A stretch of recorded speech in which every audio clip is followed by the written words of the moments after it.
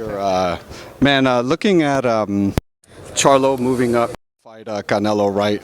You're moving up 14 pounds, 14 pounds.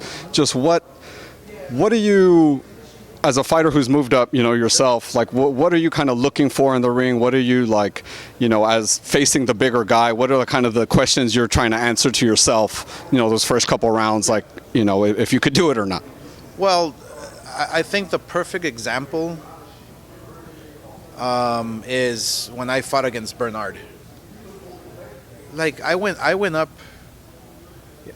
again to fight the bigger guy, the elite guy, and I came short. It's like it's almost impossible.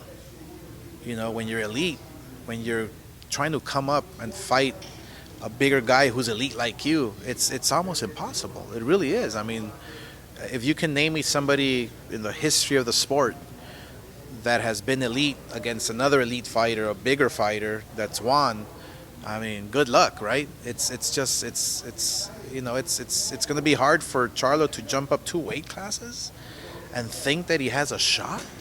No, Canelo's a relentless fighter. Not because he throws so many punches, is because he just puts so much pressure on you, and he's a strong fighter. So, look, good luck to Charlo, good luck to Canelo, but I have Canelo, knocking him out, stopping him later rounds.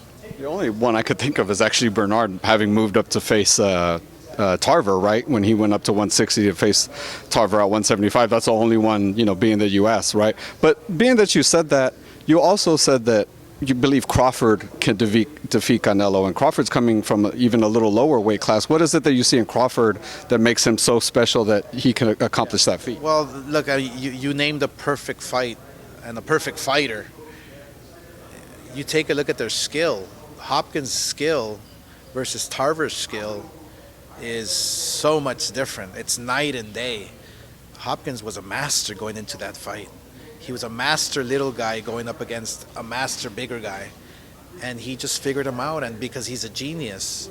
Crawford will do the same thing. Crawford is a genius. Crawford is a big guy as well.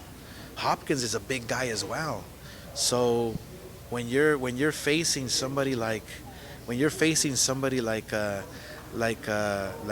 Canelo, okay, I'm talking about Crawford, guess what?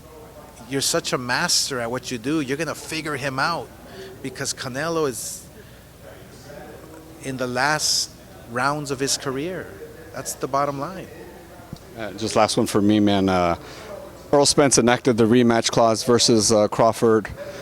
We were thinking it's going to be at 154 pounds, so maybe that gives Errol a little bit of a boost in that he doesn't have to make the weight. But just what does he have to do to be successful in the rematch of Errol Spence against Crawford, or is there anything?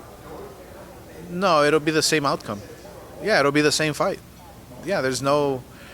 Both guys are big guys. Crawford's, he's not gonna. I don't see what Errol Spence is gonna do different. I really don't. And like I said, that car accident that he got in was traumatic, physically and emotionally. And I like Spence. When I saw the Showtime behind the scenes and all that, and I like Spence. He comes from a nice family. He comes from a grounded, rooted, family, and I like that. But we have to tell the truth here. It's like you're facing a Crawford again that is probably going to figure you out easier, because he knows your weaknesses already.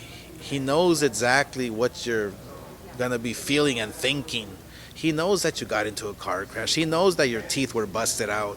He knows exactly that the jab you can't block. He knows all that. So if he can do something drastic, Spence, I mean, I just don't see a different outcome in that fight if it happens.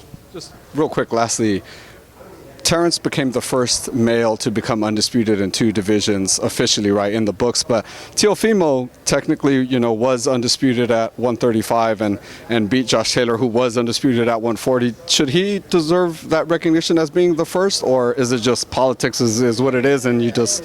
I would have to take a look at exactly the whole confusion of the titles and this and that.